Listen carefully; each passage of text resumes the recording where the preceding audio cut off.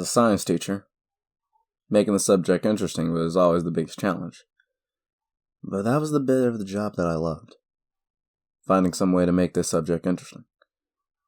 With some classes, it was really easy. Some were just naturally interested in what made the world tick. Some got all starry-eyed at the idea of infinite universes, destructive black holes, chemical explosions, and classifying all the creepy crawlies that lived in the world. Some classes were hard to grab, though, and you had to finally find something to pull them in. This was even more fun to figure out, like teaching taxonomical classifications using Pokemon, or some sci-fi to explore the ideas of space of time, or sometimes just a good old-fashioned blowing something the fuck up. Well, every now and then, though, you get a really tough group. It was even worse when it came to teaching a subject they found particularly dull. One class in particular was an unholy boiling pot of hormone-fueled disruption. I would love to say I didn't consider them bad kids, but the inbuilt liberal apologism that most teachers have hardwired into them can only take so much punishment. They all had their reasons, of course. Broken homes, runaway parents, bad areas, drugs, alcohol, or just plain learning and development needs that we didn't have the time or the funds to accommodate properly. But with all the justification in the world, it didn't stop every lesson with them blurring that fine line between learning and riot control. I even approached my head of year for advice or support. He was normally a man who preached the gospel of no child left behind and every child matters, with religious fervor, of course. However, even he, having provided covering teaching for the group in a pinch, simply looked at me with sunken, defeated eyes and told me, "You're on your own with them, mate." The best he could offer would be to steer the school's observations away from those classes and to cast a sympathetic eye over my end-of-year results. A token gesture, and it didn't stop the lessons being a constant struggle to retain control. For instance, one kid, Jake, took a lesson about evolution and survival of the fittest to be a personal challenge to his finely honed fighting skills. And the rest of the lesson was primarily concerned with me attempting to stop the class degenerating into a battle royale.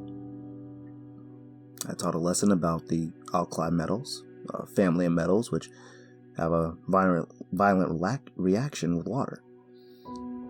By putting a tiny pea-sized amount in a bowl of water and letting them see it skitter around before popping with a tiny bang. This lesson was rewarded by a break-in to the chemical cupboard that night, and that was followed by a missing 100-gram block of potassium in a mysterious explosion that destroyed half the plumbing in the gym's shower block. I was out of ideas, and at the end of my tether. And I resigned myself to simply embracing my new role as riot officer and condemning the class to oblivion. However, I had one of those soul-searching moments and thought that, no, everyone deserves one last chance. It was my class, my subject, and damn it, I was a grown-ass man and I was not about to be defeated by a bunch of foul-mouthed little teens. I checked the curriculum, and the next subject to be taught would be sound waves, ultrasound, and subsonic waves in particular. So now, all I had to find was the hook to draw them in. Had I known what would happen, I would have stopped right there. But I didn't. I plowed on, trying to find some way to make the subject of sound waves you can't hear interesting. I found plenty of experiments using ultrasound to break glass. I didn't fancy them giving them any excuse to break glass, using it to break up kidney stones. The kids knew enough about weapons, thanks, or the way animals use it for navigation. But I didn't fancy teaching them to add horrific screeches to their Batman impersonation. I had all but given up on finding anything useful when I stumbled across an article on scientific explanations for the paranormal, based on sounds that existed outside of normal hearing range. The article was fascinating. See, a scientist called Gavreau had noticed that certain areas of a particular laboratory made anyone who worked there feel uneasy and scared. Some went as far to say as they seen ghosts and shadowy figures in that part of the lab. Few would dare work there, and fewer would dare twice. Being a man of science, the researcher rejected any supernatural claims and set up monitoring equipment around the area to investigate. What he'd found was that the area was a hotbed of subsonic sound waves. There were all kinds of research equipment in and around the lab, like centrifuges and autostores and incubators, all creating sound waves inaudible to the human ear, but that created a feeling of dread and terror in anyone that was subjected to them. Paranormal research critics were quick to point out that while subsonic waves might account for the feelings of dread, they asked how this explains the visions of ghostly and shadowy figures that were also reported in the lab. Gavreau postulated that the waves will cause the front of the eyes to vibrate, and that this could distort sight, including visions of horrific shadow men and other tormentors. I'd even read that Gavreau was planning to expand his research into whether this might explain other ghost reports.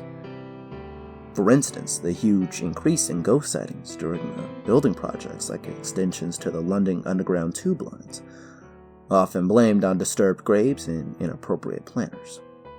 Maybe nothing more than the subsonic waves caused by the digging machines. Yes, this was perfect. I couldn't believe my luck. It was such a simple experiment to set up in a classroom, and even the most hardened little bugs gets quickly silenced when they think ghosts are in the room. Then once they're thoroughly terrified, BAM!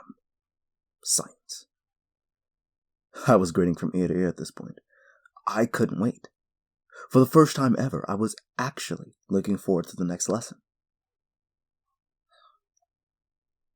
I was so naive. I should have looked deeper.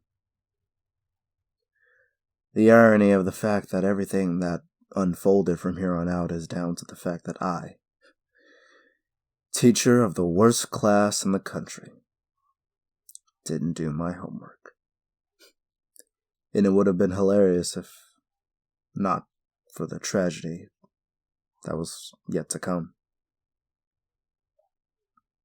I finished my lesson plan and went to bed, getting the last good night's sleep I'd ever enjoy. I'm sorry. I'm so sorry.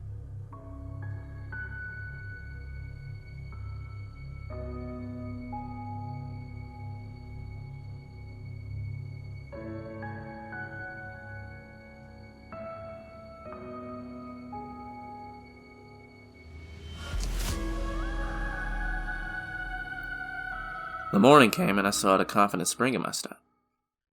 I'd even treated myself to a nice coffee on the way to work. I started doing that criminal thing that you do when you think you've had a good idea and let the fantasy run away with itself. After all, I had just figured out how I was going to control that class. My head of year didn't know how to do that. Maybe this would lead to a promotion. Maybe I'd be next in line for head of department. Maybe I could include it in the book I was going to write about controlling classrooms. Maybe I'd be invited to TV to explain how I turned this obnoxious class around. I knew I was getting way ahead of myself, but hey, it was a daydream for the commute. What was the harm in letting it run a little? I got to my room and started setting up the equipment. They were going to be my first class of the day, so I wouldn't have to wait forever, which was lucky because at this point I could barely contain myself. The equipment was very simple. There was going to be a simple speaker at the front of the classroom, which was going to be the focal point for the display. But in the back corners, there was going to be a simple setup of a couple of metal plates held in front of electromagnets. They were all going to be set up to the same subsonic frequency that Gavroa used, and I hoped that the acoustics of the room would amplify the effect. The class piled in and took their places. They were already starting to play up, but a couple were disquiet about the calm, confident look on my face. There wasn't much that gave any of their teachers cause for that kind of collective facial expressions in their classes. Most had a look of barely concealed fear and trepidation, so to see me looking like a Hindu cow shook their confidence. I had to capitalize on this brief period of crumpled bravado before they collected themselves. "Sound!" I bellowed. "What is it?" My question was met with stony silence, as most of my attempts to engage them usually were. Sound is a form of energy wave that, for the most part, allows us to hear things. I subtly turned on the speakers to their subsonic frequency. It was at a low amplitude, so it was unlikely anyone would be receiving anything yet. However, scientists are still discovering new ways that the body interacts with energy in all its forms. Every day we find out new mechanisms by which the body is sensitive to energy. Every day we find a new way to explain the unexplainable by using rigorous scientific method to observe, predict, experiment, and analyze. I tweaked the intensity up a few notches and saw a few of their bored expressions shift to one much less complacent. I was loving this. I was truly loving it. I didn't know whether I was getting an adrenaline rush from finally trolling this unruly class, or whether the sound waves were starting to get to me too. There was a bubbling panic growing in my chest, but I was sure that was just down to the excitement of the position. Even if I was being affected, no reason why I wouldn't be, just because I was aware of it. At least I knew that I was in control. And if you kids really apply yourselves, really buckle down and stop giving me shit. I couldn't believe I had just sworn in my class. The excitement was almost too much. And then maybe you'd be able to use science to achieve something. I paused and scanned over their increasingly distressed faces to ensure I really had them before I went to the grand finale. Really special. I cranked the intensity of the sound wave up to full. I saw an instant shift in their demeanor. It was beautiful. A few started crying. Some hid their eyes. Some were just frantically looking around, wondering if they were the only ones, and quickly seeing that they weren't. I almost started scaring myself. I looked across their terrified faces, watching them scrambling and pleading with me and each other and God and anyone to make it stop. This just started to feel like revenge rather than science. Every crappy lesson, every fight, every interruption, every curse, every punch, and every missed piece of homework were all avenged as I watched the class descend into pure, terrified panic. Then, there was a shift. I don't know why I've been slower to respond, but all of a sudden the sound waves got to me too. All of a sudden, I saw what they were seeing. I understood their fear. Shadowy figures swooped and darted around the peripheries of my vision. The corner of my eye was a dance of barely seen terrors. However, when one of the shadows appeared to dash right across the classroom, I realized I'd gone too far. This was terrifying even for me, and I knew none of it was real. This needed to stop. Now. Before it went any further. I killed the power to all the speakers. Instantly, the room was back to normal. No figures. No shadows. Nothing crawling at the extremities of your vision. Just another classroom full of clearly unsettled children. I regained control of myself and calmly explained to the class exactly what had happened. We went into detail about sound waves, energy transfer, the retina, the eye lenses, the whole lot. I knew I had way overstepped the mark, and I didn't want to sing a single child out until I was sure they knew that it was all an illusion. That there were no ghosts, no evil shadows, just a scientific trick of the mind. Most of the class had recovered by the time they needed to leave for their next lesson. A couple still shaken, but I was satisfied that they all needed a bit of sit-down or two. I had certainly knocked them down a peck or two. Amazingly, Jake even looked me right in the eye and said, "Nice one," before moving on. I was in a better mood than I'd been all year. I told my head of year, and he let out a laugh so loud and appreciative I was sure half the surrounding classes had heard. "God, I wish I'd been there," he chuckled. He then put his stern professional face on and said, "But you should really run these kind of things past me first. If one of their parents complains," he trailed off before looking at me again and letting his stern facade break into another wide, appreciative grin. I stayed on Cloud 9 until later that evening. Everything was fine until the sun went down, and it started getting a bit dark. I could have sworn I saw another shadow dart out of hiding out of the corner of my eye. First time it happened, I was still full of bravado, thinking, I know what caused that. It must be the roadworks down the street. The pneumatic drill must be vibrating my windows just right. At that point, I actually believed myself. However, as the light continued to fade, the twilight carried on playing tricks on me. I kept seeing dancing in the shadows long after road crews had gone home. I tried just getting an early night, but I couldn't. As soon as I felt myself drifting off, I see more movement in the shadows. Hard as I tried, I kept seeing the darkness moving. They kept darting around. They darted towards, away, and around me. Sometimes they looked like they were just standing there. Other times they looked like they were just ready to jump on me. My imagination was driving me wild. I couldn't take it anymore, so I bottled out, turned on all the lights, and went on the internet. Unable to think of anything more constructive, I researched a bit more about Gavro's findings.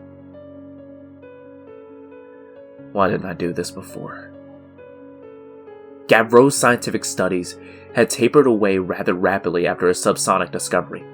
From what I could see, they were replaced with increasingly erratic and less reliable conjecture about the nature and power of the sounds and the shadows. Most of his academic companions deserted him as he got more and more unhinged. I remember the power I felt manipulating the class, and I remembered having to tell myself that it was just an illusion. What if Gavro lost that grip on reality? What if he kept pushing it until he forgot the science and believed his own pranks? I was hardly comforted when I found out that his final conclusion from his final published research paper, widely discredited by all who found it, was that the sound didn't make you see ghosts. The sound let you see the ghosts that were already there, and they didn't appreciate being seen. I couldn't sleep a week. It didn't look like any of the class did either when I saw them the next day, saggy-eyed, drowsy, and yawning. I asked them what was up. "I kept seeing shadows, sir," said one, and many murmured in agreement. Worst of all was that one student hadn't turned up at all. Jake was absent. Not especially unusual. A lot of the students played truant when given a chance, but something didn't sit right. I asked if any of the students had heard anything from him. One girl timidly replied, "He texted me last night, sir." Said he couldn't sleep. Said he needed to find out what was making the sound so he could turn it off. I just hope he found it. I just hope he got some sleep. I hope we all would.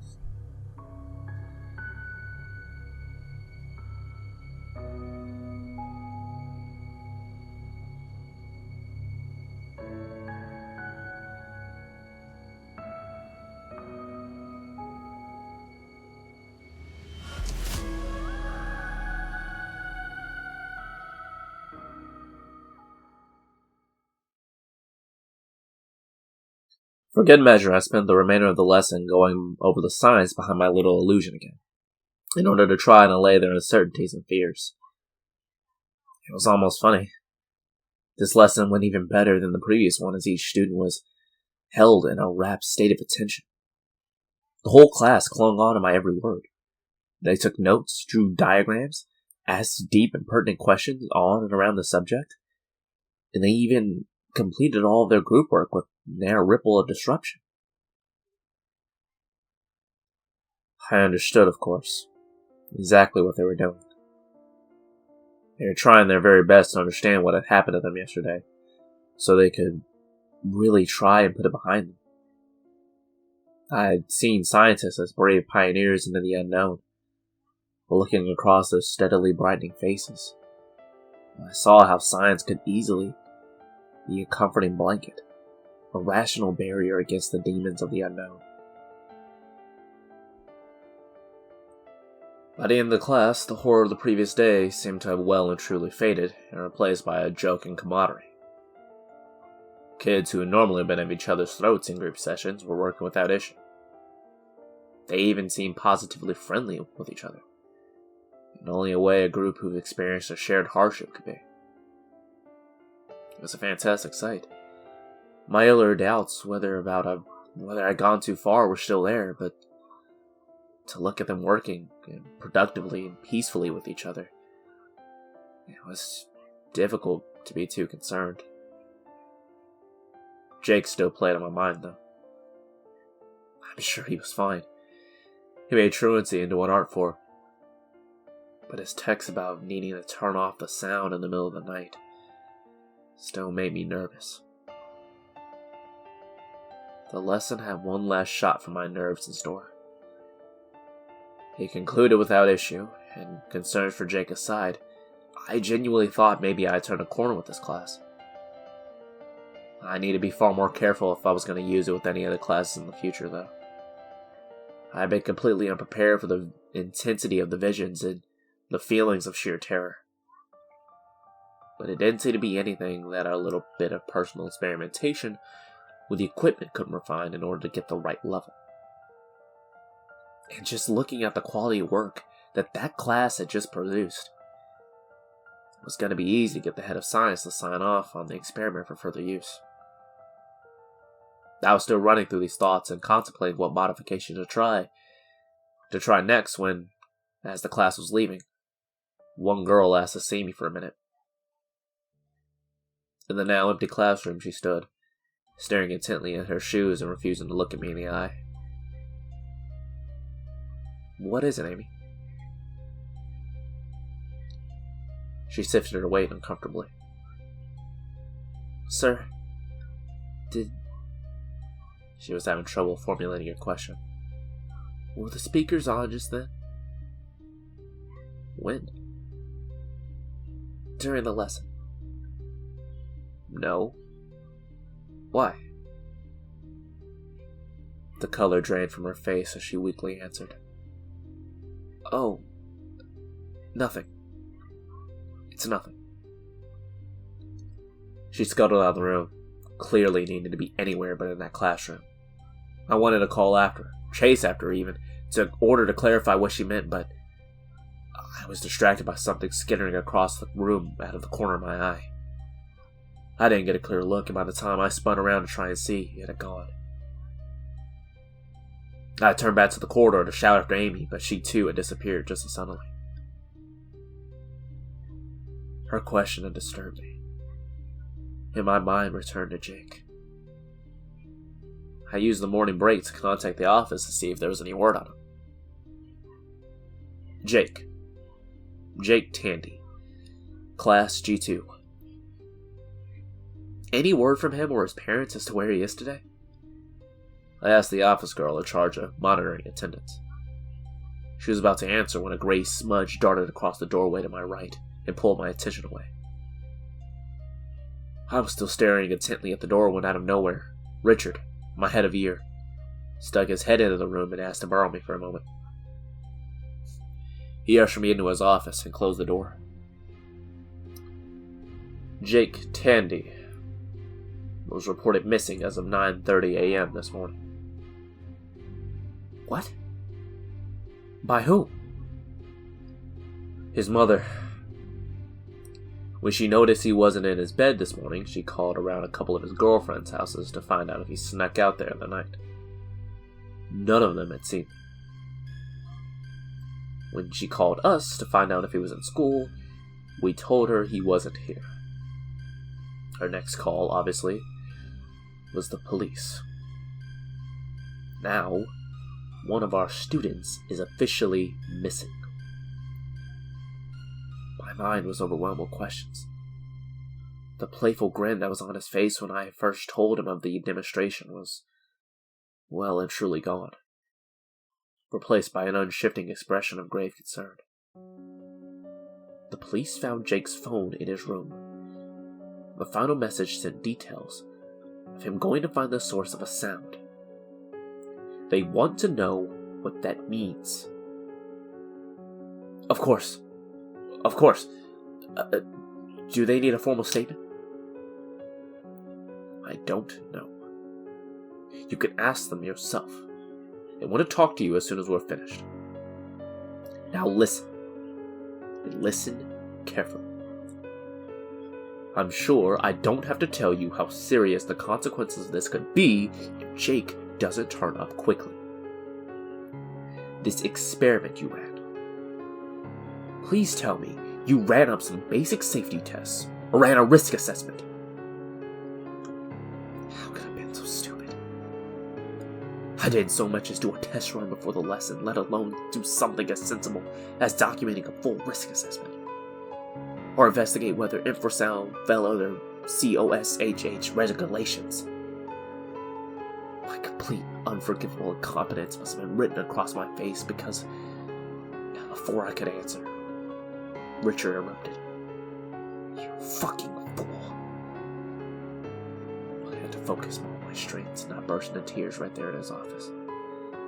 My eyes were damp, but I maintained composure. Answer me this. You had better answer truthfully. Do you have any cause for any form of concern for any of your other students? Amy. I uttered quietly, still staring at my hands to avoid my increasingly watery eyes. I raised my head to meet his accusatory gaze. Amy Sunderland. She approached me after class today to ask. My heart stopped. Stood over each of Richard's shoulders were two towering, shadowy figures. Through the blur of my tears, I couldn't make out even basic features. I wasn't even sure they had any. All I could see is that they definitely were human-shaped. I was frozen with dread and feeling of deep panic started welling up in my stomach. What? What did Amy ask? I rubbed my eyes dry in order to answer him. Once I cleared my sight, the figures were gone. I looked around, but there was nothing, and no one else was there anymore. Answer me, damn it! She asked if I had the speakers on during today's lesson. I tried to ask her why, but she wouldn't answer me. Did you have them on? No. Right. Tell the police that. Tell them everything. I'll send them in. Richard stood up to leave and walked towards the door. I felt him stand behind me and place a reassuring hand on my shoulder. I couldn't believe how irresponsible I'd been. How reckless. I've been so caught up in my own ambition that I haven't even taken basic precautions, and now I was paying for it. I just hoped Jake was alright. I knew Richard was furious with me, but feeling his protective hand on my shoulder meant maybe there was a way to fix it all. I heard Richard outside telling the officers to head in.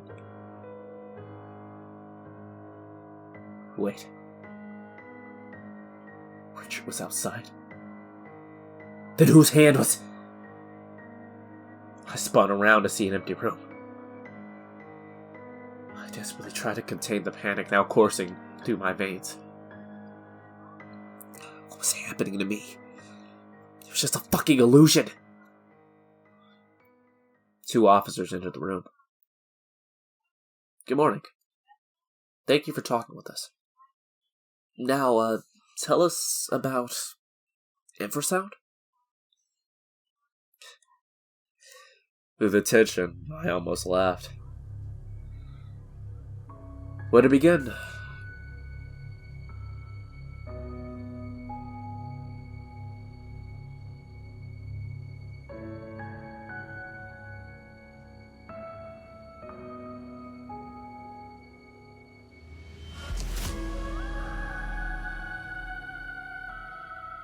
I rarely seen police officers as young as the 2 opposite me. They lacked the authoritative confidence one would normally expect during questioning in a missing child case. The questions, too, were meandering and unfocused, as though the officers really didn't know what they were trying to achieve or elicit from me. My guess is that they were junior dog bodies who had been lumped with the dull task of closing off every dead-end lead. When a child goes missing, every lead needs to be chased, if only to protect the force against accusations of neglect if the search fails. But Jake was a troubled kid, and I knew he'd been caught dealing weed to other pupils. I imagine that the officer in charge had a stack of leads that provided far more plausible explanations as to why a kid with links to the local low-level drug dealers might mysteriously go missing in the night. He wasn't going to waste his best officers chasing down a science teacher using strange noises to fill a room with ghosts. These officers were here on a glorified admin mission. I could see the resentment in their eyes. But for their lack of experience and motivation, they were diligent nonetheless. They went into more detail about the nature of infrasound and what it can mean in the context of Jake's text. So, we discussed it in some detail. I delivered a mini science lesson in the nature of low-frequency wave energy, natural resonance, and how the retina could be fooled into seeing things that weren't there. Describing it almost was therapeutic given everything that had just happened. As I felt my grasp on reality slipping, it was good to go over the simple, rational explanation for it to help gain my grip. I answered all their questions about Jake. Apparently, all they found on Jake's home computer was a few articles about shadow people and ghosts, as well as a few research articles on unrelated medical procedures. They wanted to know if the 2 could be linked, but I explained that Jake's mother was a nurse in the nearby hospital. If anyone was searching for methicillin-resistant sap, arduous treatments, or subcranial hatomonas, or picomodification techniques, then it was probably her. Shadow people and you porn, though? That sounded more like Jake. Eventually, they had no further questions. Though their theories were obviously not something I was supposed to be privy to. Their relative greenness as officers meant they let slip more than they should when exchanging tidbits. From what I could gather, they thought my experiment had probably spooked me, leading to a sleepless night. In his insomnia, he probably tried to sneak out a visit to a girlfriend, but had fallen afoul of one of the less amicable contacts en route. There was an implication that at even 15, Jake already owed some serious people money. The officers had what they needed to close this lead. I was thankful for my help when they left. Richard seemed visibly relieved when I explained to him everything we talked about. He had clearly been driving himself crazy, but the cops were investigating a case of neglect at the school, and he was going to be facing legal action over inappropriate experiments being conducted in the classroom. However, although the panic had faded, his anger had not. Clean up this mess, now. Talk to all of your students from yesterday. Find out if any of them are still having problems and fix it. Make sure they know there's nothing to worry about. If I get so much as a report of a broken night's sleep from one of their parents, then you're finished! I sent messages out to all the students and asked them to come see me as soon as possible, as Richard had agreed to cover the rest of my day's classes. I interviewed them one by one, asking what they'd seen since the experiment. Most told stories about occasional glimpses of something in the dark. One told me that he was so scared that he hadn't been able to do any of his homework. Nice try, I thought. But I kept my silent face on. However, most have been able to nod off eventually. Few complained of anything further stretching into the daytime. In fact, when really pushed, most seemed to agree that anything they'd seen was just their imagination going in overdrive. Secretly, I had my doubts as to many of their visions truly were imaginary, but the calmer they were, the less they were affected. I truly did see fewer shadows, the less they believed. Then I was going to let them carry on and watch the problem solve itself. The end of the day came, and I looked over at the register of the class to see who I managed to talk to. I managed to tick off everyone, bar two. Jake and Amy. I hadn't seen Amy all day since she approached me after the lesson. I hurried to the admin apartment to report it, but Amy had apparently been picked up by her father earlier that morning, claiming to be suffering from a massive headache. I breathed a sigh of relief. I could talk to her tomorrow, and hopefully, another night's sleep will put the whole thing to bed. With Amy safe at home, the day over and Jake still nowhere to be found, I went back to my place. I poured myself a whiskey, stood at my window, watching the sun go down over the city horizon. It was normally a beautiful sight. The view was one of the principal reasons I paid so much for this flat, but today it held no such pleasure. The sun got lower, and I watched as the tall building shadows elongated into the evening. There was something about the way the shadows were creeping across the streets and over the hedges and walls towards my windows that set my heart racing. Of course, it was just the angle of the sun, but for all the panic of the last 2 days, it was difficult to not feel an almost predatory feel to their approach. The way the shadows snaked through the trees and poured through my windows. The way the black imprints of the lampposts and power lines created long, grasping fingers that crawled up into my room. Soon, the whole city seemed to be cloaked in a dusky twilight, and every shadow seemed to writhe and pulsate. The wind blew the trees, and the shadows swayed on my walls like a cobra waiting to strike. I downed the whiskey, and threw on all lights for comfort. There was no comfort to be had. The harsh, bright lights just turned my flat into a patchwork of shadows. Behind the couch, behind the TV, over the cupboards, and anywhere that bright central light couldn't reach was suddenly turned to a pool of darkness. A darkness that just stared and watched and waited and mocked. A darkness that demanded to hold my gaze just so it could gaze right back at me. I poured another whiskey, bringing it to my mouth and taking a deep swig when, through the distorting lens of the bottom of the glass, I saw a blurry dark figure stand in front of me. I was paralyzed.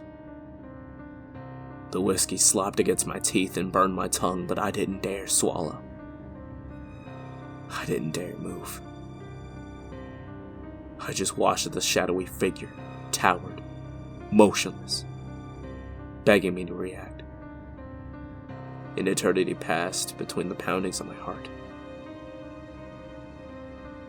The vapor of the whiskey almost tickled my nostrils, and in that moment of lapsed concentration, the shadowy figure charged at me. I screamed and flailed, sending my glass shattering against the nearby wall. But then, nothing. In the instant our gaze had broken, the figure was gone. I stood, panting and breathless. My heart was beating so loud I couldn't hear. I was sweating burnt adrenaline and shaking so hard my teeth were chattering. I brought my hand up and grabbing a handful of hair, I collapsed backwards against the cupboard and slid to the floor. If not believing was the key to not seeing these things, then I was doomed forever. Gavro was right. It must have been. These ghosts were already here. I just let them out, but what did they want? I don't know how long I sat there for. It felt like hours.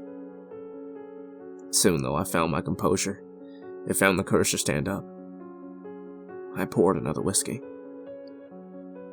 But the shadows were still there. In every alcove and nook and cranny of furniture, there was another drape of shadow waiting to pounce. I had to get out of that place right then. I wandered the streets until I found an internet cafe that was open until late. Better still, they too had whiskey. I wasn't really paying attention to what I was doing. Just blind, meaningless surfing of anything that came to mind. Giving the evening I had, a picture of kittens were a central theme. However, through my aimless Googling, one particular results page came up. Result 1, as usual, was a wiki article. I figured there was no harm in reading it in case anyone ever asked, so I clicked it.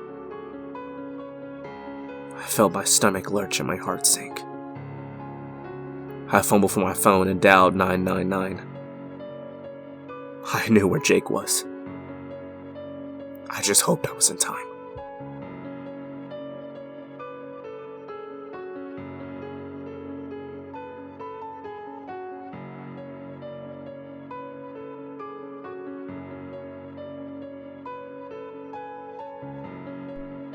By the time I got to the hospital, the police were already there. I should have known there was no way the hospital would let me see Jake, but the police were very eager to talk. My tongue couldn't keep pace with my brain, and the gargled mess of questions that I had barraged the police with were barely coherent. An officer I met before raised an authoritative hand to silence me. "Please, sir. Follow me. We have some further questions." "Is he alright?" "Sir, if you would please follow me." I was ushered into a small room and sat down in a squeaky and uncomfortable chair. The officer took his place behind the desk. What the hell was this room? What kind of hospital has an interrogation room? The officer was not one I recognized.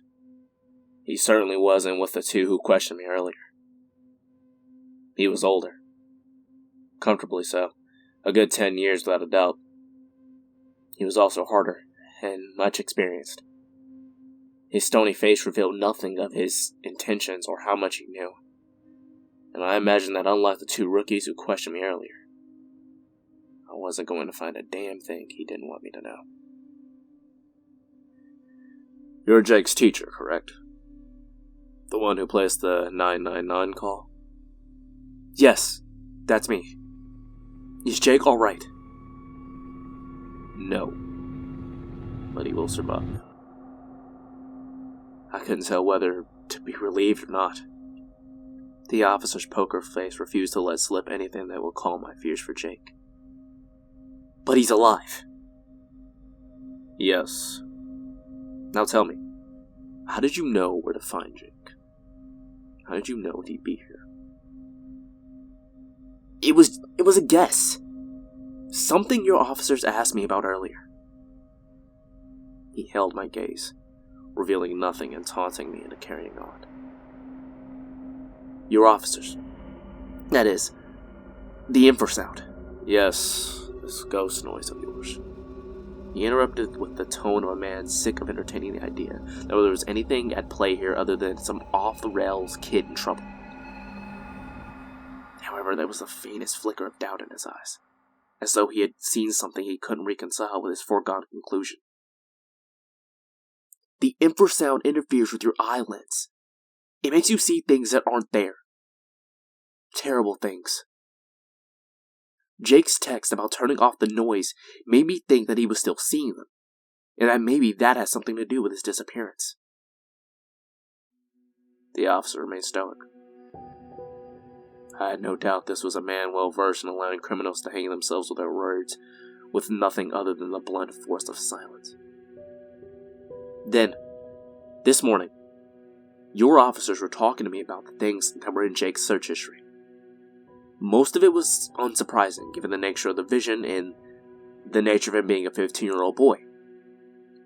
Then they mentioned some medical terms that he had also been searching for. At first, they were from his mother, as she was a nurse, and I didn't see the connection between them and the infrasonic visions. Still nothing. The officer was going to wait until I told him everything before he played his hand in return. Out of curiosity, I googled the ones I hadn't heard of. The faintest twitch disturbed the officer's rigid gaze. Phacoemulsification. It's a form of eye surgery based on using ultrasound to break up cataracts. I saw Jake's logic right away. I'd fucked up his eyes using infrasound. Maybe he thought he could fix them using ultrasound.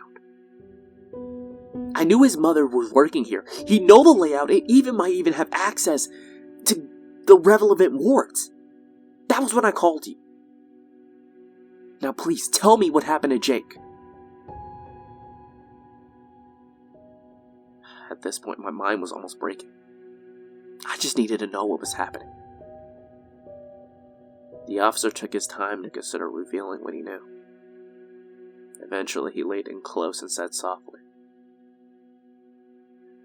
Jake Tandy blinded himself using the ultrasonic equipment in the ophthalmology lab. I don't know whether that was what he intended to do, but that was the result. My jaw dropped. He directed 2 focused waves of ultrasound into each eye and destroys the lens and retina. Nurses found him, curled by the still-running machine when they tried to approach him. He lashed out at the sound of their approaching footsteps and screamed to be left alone. He calmed as soon as he heard their voices sobbing, apologies for his outburst, saying, I thought you were them. The nurses said he simply kept repeating, They're gone. I can't see them. They're gone. I can't see them. As I took him to intensive care, he was smiling. I was going to be sick. I'm so sorry, Jake. I truly am. I never intended for any of this. Please believe me. Willie, is he? As I said, he will live. But there's no way to save his sight, and he will need intensive therapy. At this point, the officer leaned in closer. He had the same look of steely authority on his face that Richard had when he originally questioned me about the other affected pupils. He was mentally searching for something. Anything that could be used to pin this on me. But he was falling short. There were no regulations in place regarding infrasound, even in a concentrated experiment. So they couldn't charge me with professional misconduct, let alone assault. I was free to go. Instead, he simply held my gaze and asked in a bullying tone, Anything else to tell me? There were hundreds of things. I wanted to tell him Jake was right. I wanted to tell him that we were both being stalked by the shadowy beings. I wanted to tell him that my apartment was an unhospitable orgy of demonic head fuckery. But I didn't. At this point, I must have already looked insane enough without the truth making things worse. I simply whimpered no, like a kicked puppy. In that case, you're free to go. But look, if you think of anything else, here's my number. I was walking out of the hospital car park when a thought hit me like a brick. Amy! I had failed Jake, and for that I could never forgive myself. But I could still save Amy. I immediately called the detective. I'm still at the hospital. Can you meet me downstairs? I thought of someone you need to speak to. When the officer arrived in the cold, comfortably well-lit reception area, I told him, you need to send someone to check on Amy Sunderland. She went home complaining of headaches, and she too complained of seeing the same shadows as Jake long after the experiment finished. I don't see any reports of a missing Amy Sunderland. No, she's not missing. She's at home. Her father had collected her from school today. Listen, I appreciate your concern, but I can't send officers over to someone's house to see if a 15-year-old girl has recovered from a headache. Just... please, send someone. I don't know her address, but her parents are Lydia and Jim Sunderland. I think she might be in danger. She reported the same exact sentence as Jake, just a few hours behind. If she's following the same path, then we might not have long to prevent the same thing from happening again. Please! The officer fell silent. This wasn't the same authoritative silence he used to intimidate me during question. This was the genuine silence of indecision. He had had a shitty night. Just because Jake had been found didn't mean his case was closed. And he had the shitstorm of having to discover a missing 15-year-old boy had been able to gain access to hospital equipment and blind himself. He was weighing up whether he should justify the officer sending a check on the girl, given the crime scene at the hospital. My face must have swayed him after all. The only reason Jake was even found at all was because of my hunch. So he figured it was better safe than sorry. He put the walkie-talkie to his mouth. Send a car around to check the house of Lydia and James Sunderland. Could you repeat the names? Crackled a male voice on the other end. Lydia and James Sunderland, parents of Amy Sunderland. Sir, I don't understand. You want another car sent there? What do you mean, another? 2 cars already visited this evening, sir, accompanying the ambulance in order to assess the scene and question the parents. The professional facade the man had put on this morning was dying in front of me. His ashen face looked ready to crumble as the implication sunk in. He looked like he wanted to shoo me away in case I overheard important information. But he didn't. What happened? Sorry, sir. I thought you knew. They don't allow phones in the hospital. I haven't been updated on anything for an hour or so. Tell me. Sir, Amy Sunderland was found dead in her room this evening. She bled to death after clawing her own eyes out. Her parents had left her sleeping off a migraine to go to the cinema, and found her when they returned. My world broke. I had failed Jake. I had failed Amy. I failed everyone. I don't know what happened next. In a mindless daze, I drifted home. It was gone midnight by this point. Barely 48 hours since I found that damn article. 2 days ago, I'd been a self-pitying teacher with a tough class and a lack of balls. I now had the weight of Jake's sight and Amy's life crushing me. Through the aimless glaze that was my vision, I stumbled home. didn't care. The shadows in the streets, in the bushes, in the alleys, and in between the cars seemed thicker. Almost solid.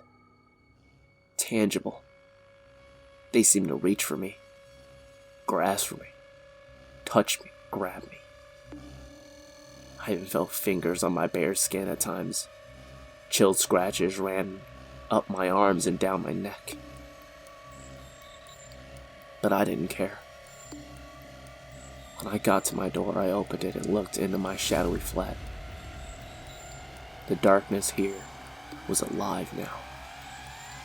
I could feel it. At this point, I don't even think turning the light on would have dissipated the sea of writhing blackness that had engulfed my home. It pulsed and swayed. It seemed to breathe as I stared into it. It wasn't just figures anymore. It was dozens of them. All dancing and mocking and taunting and begging me to join. Inky black tendrils snaked out of the doorway and over the hallway walls like the branches of some foul tree growing out to produce some even fouler fruit. Snakes of withering black snuck across the floor towards my feet. Whatever I brought forth for my little science lesson wasn't going away. It wasn't going to let me go. It still had another 30 kids to claim for my mistake. I could think of nothing else to save them. So as the horrific fingers of whatever lived in those shadows continued to climb up my legs, I simply walked in and closed the door behind me. I didn't care. I'm sorry.